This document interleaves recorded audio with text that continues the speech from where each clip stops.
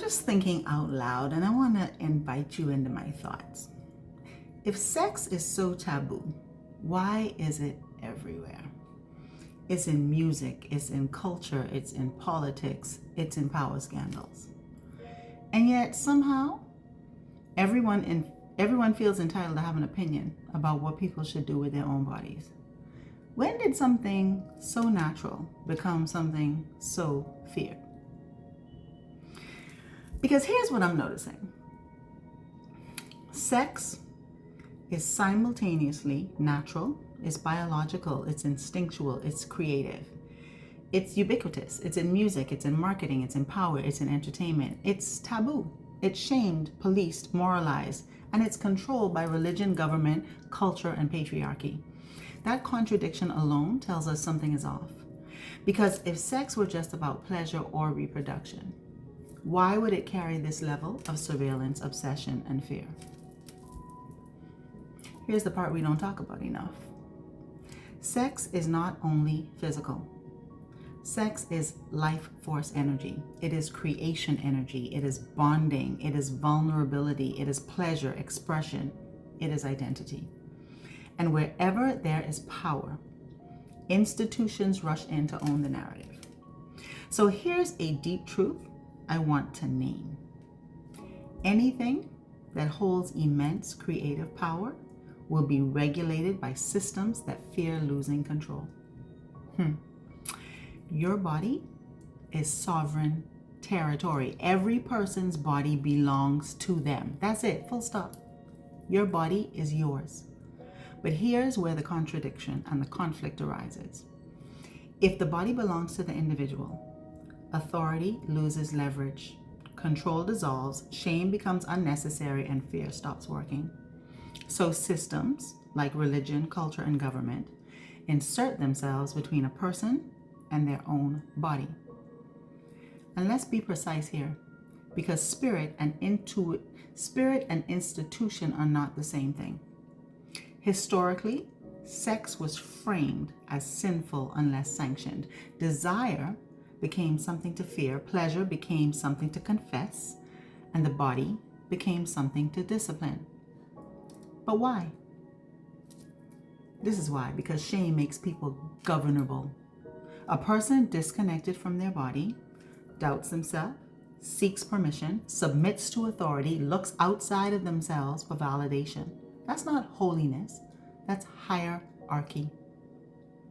Governments care about reproduction, labor, population, gender roles, family structures, power dynamics. Sex intersects with all of that. So policies form around who can love, who can marry, who can reproduce, who is acceptable, who is punished, not because sex is dangerous, but because free bodies are. And this is why sex is everywhere in music, especially in African cultures and Caribbean music, where I'm from. Because in many ancestral traditions, the body was not sinful. Rhythm was sacred, movement was prayer, sexuality was life-honoring, not life-threatening. Music became a place of expression, a place of reclamation, a place where the body could speak again through rhythm and dance. So when people say it's too sexual, what they often mean is it's too free.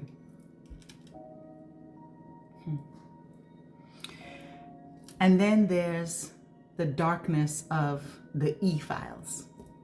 This is important to understand. What happened there is not sexuality. It is abuse of power. It is coercion. It's violence. It's violation. True sexuality requires consent, sovereignty, choice, agency, because when sex is stripped of consent, it becomes a weapon. And whenever something sacred is corrupted, it feels deeply disturbing. So sit with me with this question. Why is sex feared? I believe it's feared because it softens defenses. It awakens the body. It breaks indoctrination.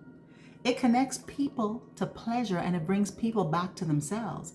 A person at home in their body is hard to control, but a person controlled in their body is easy to manipulate and dominate. So who gets to decide what is sacred about your body? The answer, quietly and powerfully, is you do.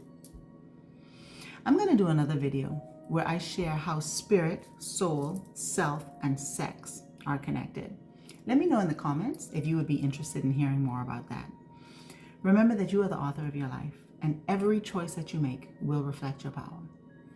Now, I'm going to ask you for something on this video. I'm going to ask you to please share this.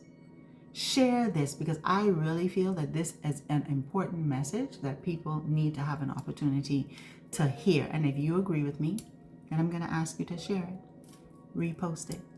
Now you go ahead and you have yourself the most amazing day, honey bun. And don't you dare let anybody else fuck it up. Thank you for listening. I love you. And I'll talk to you later.